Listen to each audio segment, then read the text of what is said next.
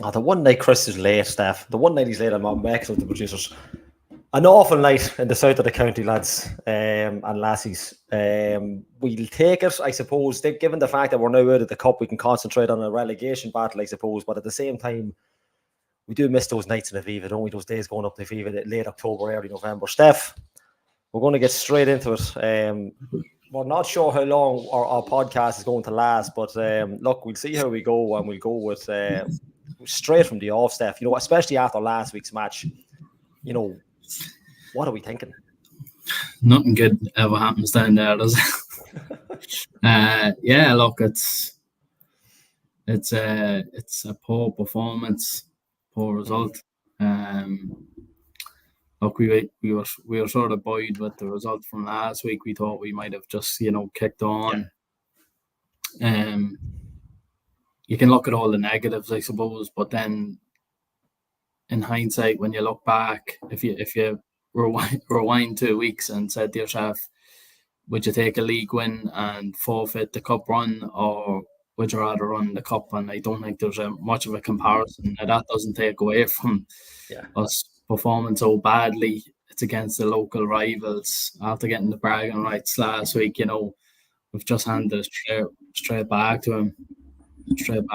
Like, they made a couple of changes because they were so poor.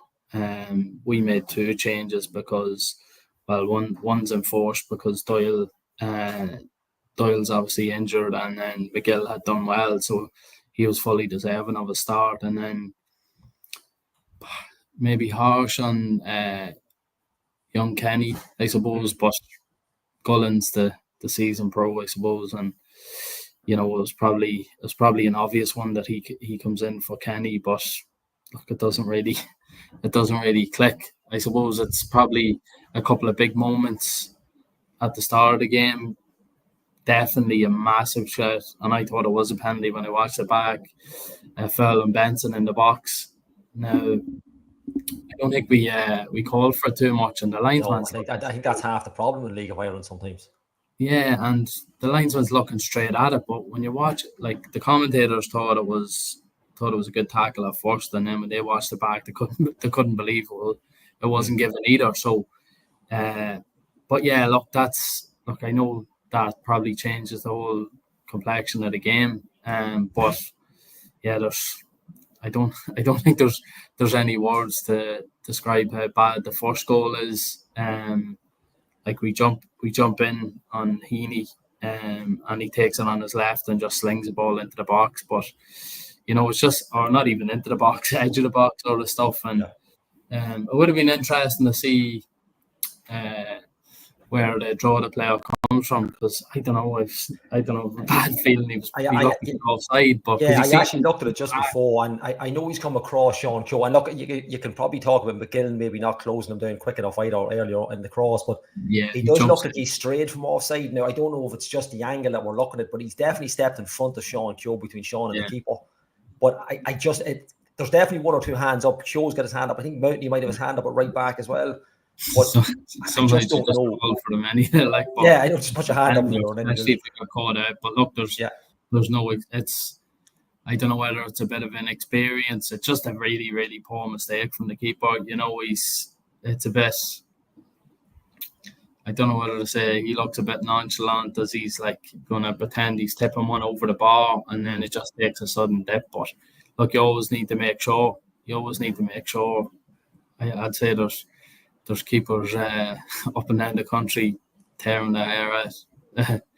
If they're looking at that, it's just so poor. And look, he'll know himself. It's a deja vu of sort of what Monroe done at Galway. Actually, there could be a clanger of the year award at the end of the season if we keep making these mistakes. But look, it puts you on the back foot straight away, and that just gets their crowd up, gives Drogheda a bit of confidence.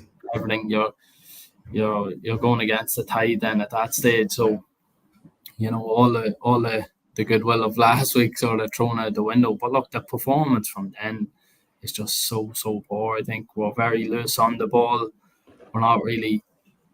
They sort of turned the tables where they were closing us down, putting us under pressure. Even when we got decent in decent areas, the balls into the box were very poor as well, and set pieces were even worse. We'd sort of improved from the last couple of weeks, but just incredibly poor, especially in that first half. Yeah, and just when you mentioned the cross, and I look, I don't.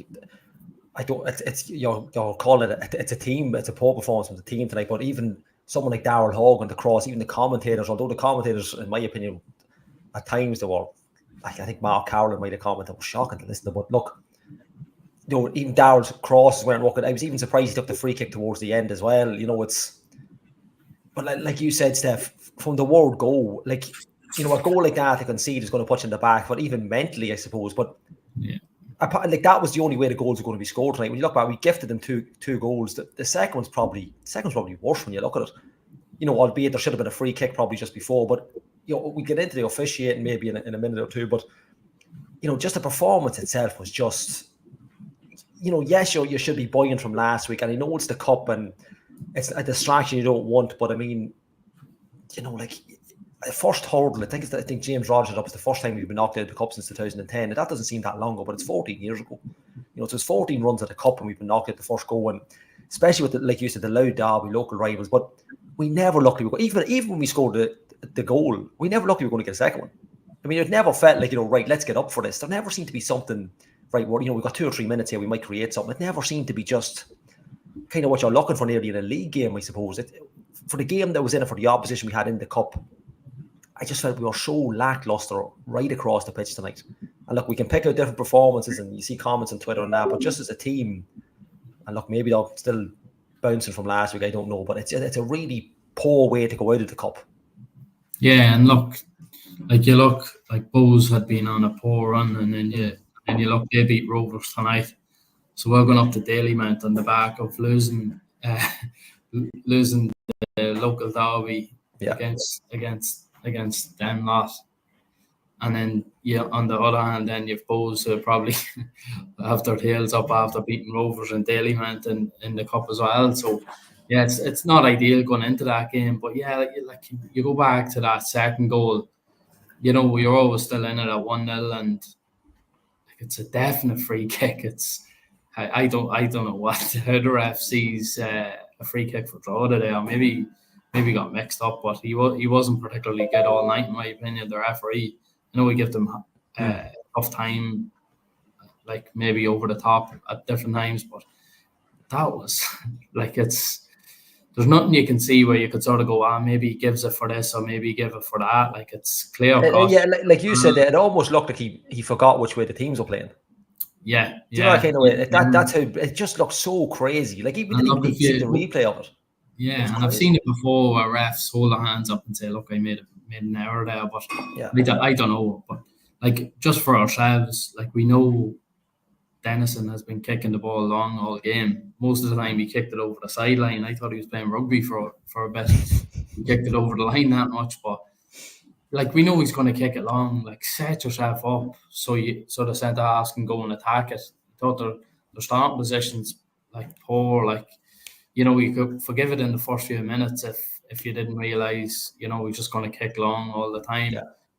But to be caught out for that, I thought Maya was probably fouled by James Taylor, I think. I don't know what his name is, the fella on loan from Walsall. And then I'm not too sure what Mountain he's thinking. He mustn't be thinking, because, you're going back towards your own goal. It's a dangerous ball. Yeah. Surely you can feel someone on the shoulder. Just try and head it clear. Don't try and cushion it down so you can volley it away or whatever he was trying to do. And like, Davis is nippy as well, and he just gets the leg round. And to be fair, it's a good finish, but it's definitely avoidable. So has Goddard stepped out a wee bit too early? Yeah, he probably has as well, because he obviously gets lobbed. So if defenders are rushing back towards your keeper, you don't expect them to be rushing out. But I think the jury's still out in Goddard. I know we haven't seen too much of him. I thought he had a shaky start last week, but we sort of put that down to his first start for us, and it's probably his first senior game. But yeah, look, he doesn't he doesn't cover himself in glory with that second one either. And then obviously he goes up for the free kick at the end and heads one over the line, which I don't think Paul Crowley was raging with. He obviously doesn't like it. People going forward. I think he said. When you send the keeper forward, it's to create a problem, kind of off the ball. Really, it's numbers, but to direct the free kick towards them is just I don't know if it's done on purpose, but like it's especially that type of, it's criminal. Like that he's first on the ball. Like that's just absolutely not. Like you'd have to hammer the other players for letting him get up that high first to the ball. Yeah, look, I don't. The deliveries aren't good all night anyway. So, but yeah, look, I think keepers going forward from corners last minute sort of maybe just maybe, but for a free kick out wide like that, try and just put a bit of quality in the box, because they had obviously sat in, they were kicking long, and they were trying to hold out. And yourself, you concede late, and then you start backpedaling, going back towards your own goal. The last thing you want is a free kick against you in a dangerous area. But yeah, like you just play it into their hands, and then obviously that's the last chance of the game. So, I think Ryan Dillon saying Maya Jama from Love Island, I think presenter, but I think Mayo, he's probably talking about Mayo there. But look, I thought he was so strong.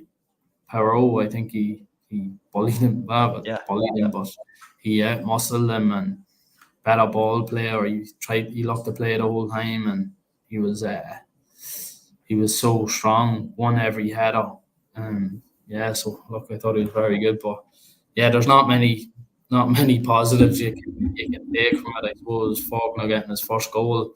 I'm not sure what our keeper was doing either. He was in the man's land as well for it.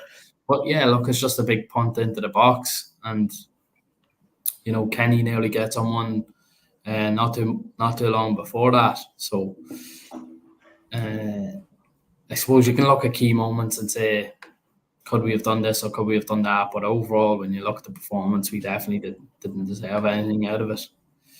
Yeah, and I think like Jason Crawley, just to go back on this commentary, like just the first couple of words there, a flat performance. That's literally what it was, and it's probably flat from both teams. It's not even like it's not the draw has done nothing really tonight. As everybody keeps pointing out, 2 gifts of a goal, really poor defending. The goalkeeper's questionable, but it's like and then again, look, we've mentioned a lot of times Weavers Park. It's tight. It's almost claustrophobic, but games tend to be flat there. But you think after last week, you get up for the likes of a cup match, albeit look. I'm probably only saying now we don't want the distraction. Look, we would have loved the day in the Aviva and stay up. That's the perfect season. But, it's such a poor game, just in general. But Drogheda have just been gifted the two simple goals. Not simple goals, but they've been gifted by the centre-backs or the defenders. John Mountney's had a mare for the second one. The goalkeeper for the first one. But it's just a calamity of just... It's such a flip from last week. And with everything that went on after the game, you kind of thought, right, well, let's get back to it. Let's talk about the football only. And there's not very, we're 16 minutes into this podcast already. I can tell you now, folks, we won't be going past the 30-odd minute mark because there's so little to talk about, apart from the goals and how poor we were. Football-wise, there's not a lot to actually talk about the game, but that's really the pity of it. It'd be different if we went out in a 2-1 epic game, but it just hasn't materialised, and it's just such a, I keep saying it's such a poor way to be dumped out of the cup. Yeah, and looking at the bigger picture as well, like, Drogheda are probably thinking, we're after beating Dundalk there. There's no reason why we can't start picking up results in the league. Yeah. They've obviously brought in a few. Shane Farrell, who was in the wars, but he put himself about. And look, we could have done with a couple of players on our side, putting the bodies on the line tonight. He got head injuries and busted face, and he was tackling everything and little niggly fouls to stop our play as well. Broke up the play, and we was probably lucky not to be carded or sent off the amount of fouls he done. But it's you're just trying to scramble looking for any positives from tonight, and unfortunately there wasn't many. And look, the fans travel in their numbers to sold out the allocation. And it's just tough on them. They did nothing to cheer about until the end. And it's the last few minutes when you're not looking like you're going to get an equaliser either as well. So it's tough. Look, it's not a big trip or anything like that, but after being buoyed with the great win of last week, then to be just knocked right back down to air. But I suppose if you're weighing it up, last week was 10 times more important for me. Like, you still have to go through all the different rounds, but it was the proverbial 6-pointer last week, beating them, making sure they didn't pick up any points, and then obviously if it would have been a massive swing, they would have went ahead of us. But we've put a bit of daylight between us now, so hopefully we can start looking up the table instead of constantly looking at Drogheda over our shoulders. What are they doing? What results are they getting? Bows and Pats have been struggling massively. You just hope that Bows, they've brought in Devoy, Dawson Devoy. I think they signed somebody else. I can't remember. There was that many transfers coming in the last couple of weeks. It was hard to keep track of them all. But yeah, Pats have signed a few as well. Albazzetti, massive signing for them. That's probably the best signing, one of the best signings, if not the best signing of probably the transfer window in the league. Yeah, it's a bit surprising that he's back. But yeah, obviously Kenny had him with the 21s and obviously had a good relationship with him there. But yeah, if he's anyway right at all, he'll be lighting up the league, unfortunately, and they'll probably be looking to climb up the table. But yeah, look, it just depends on us now. We have to just regroup. I sort of said at the end of last week's podcast, the boys won't be getting carried away or anything like that. So hopefully they don't get too bogged down by the result in the performance, and look at it like really the league win was more important than the cup win. Hopefully they can take it like that. I'm sure. Look, John Daly's been around football longer than myself and yourself have been alive probably. So yeah. He's not gonna let them get too down the dumps, but yeah, like you have to see a reaction now in Daily next. Is it next week? Next Friday? Yeah, we're on 20. Yeah, next Friday night in Daily. On, and obviously, look, Darren has posted on a positive note. Devon has come in as well tonight. Looked really sharp. We've signed him midway through the season as well. So fitness is obviously, I don't know, it's a massive problem for them. But again, look, it's a small positive, I suppose. But a player like that, come in plenty of a league of iron experience. Obviously, Daily fancy him as a player. Something to look forward to going over the next couple of weeks, because we're going to need that little bit of energy in the middle of the park now. If that's what he's going to play with, he's going to play him at wide or kind of a bit more central. But again, it's another player to see, another midfielder, something a bit different to look at over the next couple of weeks. If the likes of, the likes of Darrell, maybe, it's not maybe cutting the mustard. Now we have maybe a like maybe swap, I suppose, in the same positions. Yeah, I'd imagine he's bringing him into the centre of the park, to be honest with you. That's where he played this evening. So, yeah, look, I think it's no surprise to anybody why he's been brought in. His battling qualities, he's a good engine. He's still young. He's like, not that he surprised me with his quality on the ball tonight, because a good few people had mentioned to me he can play ball, but he switched a few lovely balls. He obviously put the ball in the mix for the goal we scored. I think it was him that hit the long ball in. And he was putting balls in dangerous areas. Even I don't know how he didn't get a free kick. It was a corner near the end, and he sort of took it away from a defender, and the defender or one of the Drogheda players swiped at him. But yeah, look, he looked busy. He'll obviously, he's had one or two moves now where he went to Shells and then it didn't really work out for him. He probably thought Galway was going to be his fresh start, and he's obviously been playing out of position. So look, I'm sure Daly's given him some reassurance that he's going to be playing in the middle, or I don't think he'd probably come to us. He would have gone somewhere else. But yeah, look, I think it's one that I think Paul Crowley mentioned that he'd probably be a fan's favourite, just the way he plays. And the Longford fans seemed to love him when he was there. He obviously had a big say in them getting promoted. They won the playoff against Shelbourne, I think, that time. And, he played in the Premier Division. He's Premier Division football under his belt as well. So, yeah, look, I think if you're going to sign someone from the league, and you had to pick out characteristics for a team that's, fighting for their lives down the bottom and scrapping, I think he ticks a lot of them boxes. So look, you just hope it's a good move for us, and then for him personally as well. I think I missed a comment there from Mike. Just go back on the game. We're talking about the goalkeepers. It's obviously something we mentioned straight at the gate. Is there something in that, Peter Cherry? He's in as a goalkeeper coach. I know experience, yes. Would you be looking at maybe, because what are we on? We're on our fourth goalkeeper in the season. We're obviously looking what happened to George Shelby and that. Look, that's different. But is it something to maybe look at? I personally don't see him change. I think he's obviously thrown Felix in straight at the off. I don't think he's going to be the type of manager who's going to drop him straight away. But is it something maybe to have in your back pocket? I suppose. I think Cherry was he on the bench tonight? He was listed. Was he listed tonight?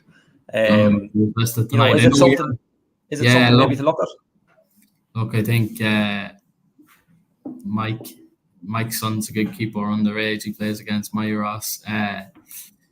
Ross is playing the same team as him, so we'll be keeping an eye on him for years to come. But yeah, look, I don't think it'll probably happen now, bar injury or suspension. I know he'd been listed on the bench when he just came back, possibly. I think it was during Shelby's stint. The young kid as well, who played against Shells, wasn't it? And they drew 1-1. Yeah. He's another one as well that's probably looking at it going, we might get a chance, but it's we've sort of had no luck at all with keepers, just for one reason or another. They're all young and inexperienced, and they seem to be making mistakes. I do get what Michael is saying about a keeper with massive experience and who's done really well in the league, but I think just if the young keeper seen, Cherry coming in now and playing ahead of them, I think it'd be detrimental to their confidence and their belief in the manager. So look, I don't know. I don't see it happening at Cubwell. I could be proven wrong, and I'll it wouldn't be the first time that I'd have a bit of egg on my face for getting something wrong. But, yeah, look, I think if Cherry had it coming in last week, possibly, and Goddard had been on the bench, he might have just had a few weeks in and then let Goddard settle in. But from the pull him out now, I think I just don't think it'll happen. It could do, but I don't know if it'll be an option now. For your goalkeeper coach to come in ahead of you, then it'd be a tough one to take, probably. Yeah, look, maybe it's I get the whole experience. Yeah, I think with the options that we have, especially Malloy as well, you almost forget Malloy. They've done decently well against Shells, and I think people would before. But I just wanted to pick up on another one there. Like, this was something we brought up. I think Niall Newby might have brought this up earlier in the season. I wonder what guest brought it up. We do seem to do that. We do seem to lump the ball in. Now, I don't know about jumping out of bed, let alone challenge for a ball. But I get what he's saying. I mean, we seem to draw. Like, I think there's a. I don't know if it's a hangover from last year when Pat Hoban played up top, and I don't want to bring up Pat. We haven't brought up in a long time in fairness. We could play him in like that to him because it was just a different type of player. But Gullen isn't like that. He hasn't got that kind of jump, that ferocious kind of power off the ground that Pat Hoban would have had. Are we guilty of probably just kind of, or maybe is it him that's guilty of not making the right moves, that we have to go long? It seems to be a trend. Now, it doesn't happen all the time, but it did happen once or twice tonight that it's just, there's absolutely no way he's going to outjump the two centre-backs that they had tonight. Yeah, and I don't know, just something came into my mind when I was watching the game today. I was thinking, we'd been out for a couple of weeks, and it did take him a couple of weeks to get up and running when he first signed. So, look, I don't know if he's one of these players that'll need a couple of 90 minutes under his belt to get up to full speed. But, yeah, look, I definitely don't think we're playing to his strengths anyway.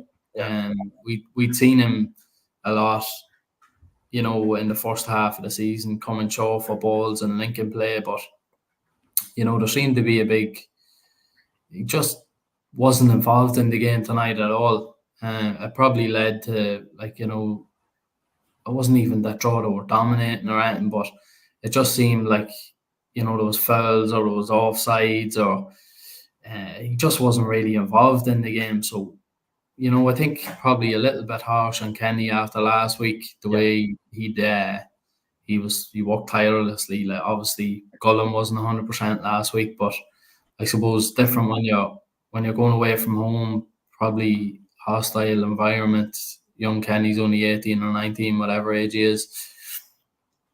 I don't know. He probably just went with experience on that, and maybe look back and say, might have been a mistake from Daly, but look, it's impossible to know if Kenny comes in and makes any difference there. The way we were playing the balls up top, I possibly couldn't have been. I thought Bulger who scored their first goal, or if it's been changed to an own goal, but I thought he was excellent as well. I thought he done really well for them. He was cutting at attacks before they started, and he was strong in the air. He seems to be a good addition for them, unfortunately. Just a player I didn't catch a lot of him last week when he played.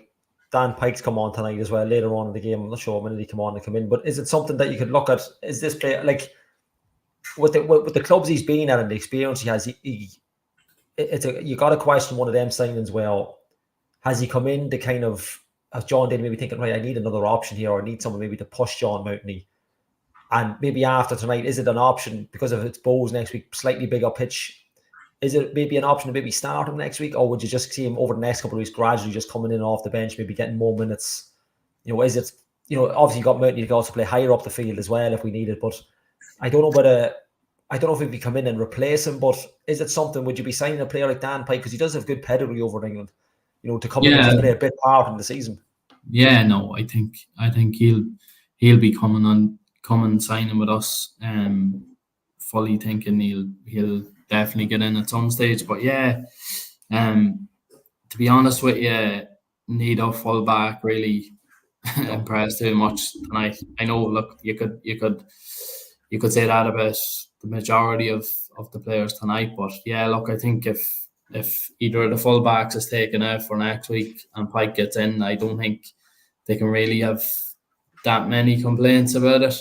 I'm still not convinced on John Mountney as a rifle. I'm not too sure what his position is now, but look, I think with Archie Davis playing there for so long, and if he was available, he's playing, and he was excellent for us. So it's a big miss for us there. So I'm not sure. I think Pike came on last week for Q when he was injured. So I'm not. He's obviously can play left full as well, but he gave away the penalty last week. So look, I think if Pike starts next week, I don't think many will be too surprised by it. He like I said, he's good pedigree and he's played at a good level. So I can't see why Daly just bring him in to be a squad filler or a bit part player. I think he's coming in to play games. Yeah, I don't think it's coincidence that Davis is with the experience he had in England as well. He's come over and then he's gone back, and we've taken it. We could have went for a young, full back in the league maybe, but I think there's definitely something there. Well, that's my dog going absolutely mental at the back.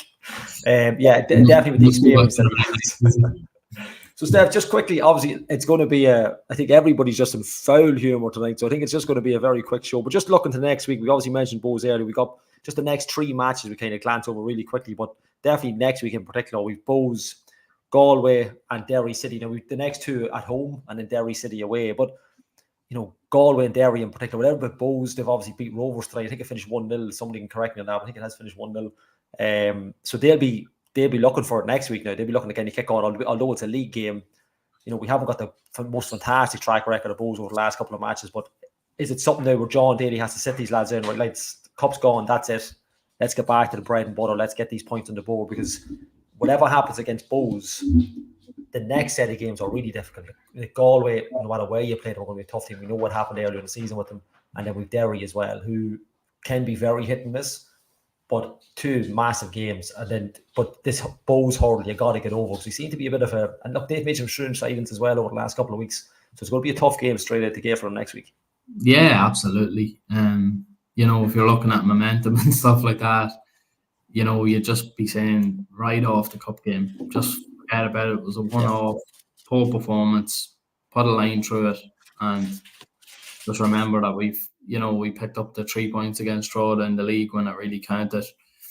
Those will be buoyed obviously from beating their local rivals, Rovers, and Dalymount as well. So yeah, I were 4 points behind them, but they have 2 games in hand. But the only thing they'll be thinking is their 2 games in hand are against Rovers and against Shell. So the old cliche of having the points on the board. So they're probably thinking, if we close the point difference down to 1, they start to get really nervous, and the games in hand aren't worth it, So yeah, it's probably going to be a tight affair, or it's going to be a war of attrition. I'd say the games up in Dalymount, or they're always like that. There's always an odd goal in it.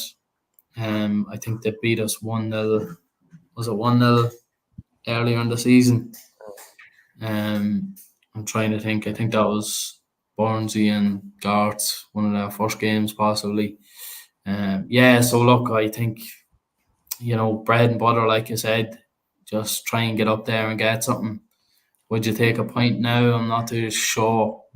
I don't know if points are enough, but yeah, look, if you can get a point up in Dalymount and then really, try and hammer home the home form, because we've picked up an awful lot of points at home. So, crowd behind you, try and come out of the traps like we did against Drogheda in the league game and not the cup game, and just see where it takes you. Yeah, I think we got to get back to, like, you just got to write off tonight. You can't even be, I don't know whether it's just disappointment or not even surprise. Weavers Park just seems to be, but that's why I mentioned Dalymount, because Dalymount always seem to struggle there. But look, we go next week, we go again, I suppose. I think the Galway game is the one. I think we really got to put in a good performance against them, because you could get absolutely slapped by Ollie Hogan and John Caulfield the way they play. But Steph, look, we will cut this nice and short very early. I don't think there's too much more we can talk about. It's such a disappointing night. But look, it's a headache we don't have to deal with now for the rest of the season. Unfortunately, look, time will tell. Hopefully we're sitting here at the end of the season saying it was a blessing in disguise, but no covering up the fact that we were poor. But look, until Dalymount next week, Steph, we'll see you next Friday night. Come on to town.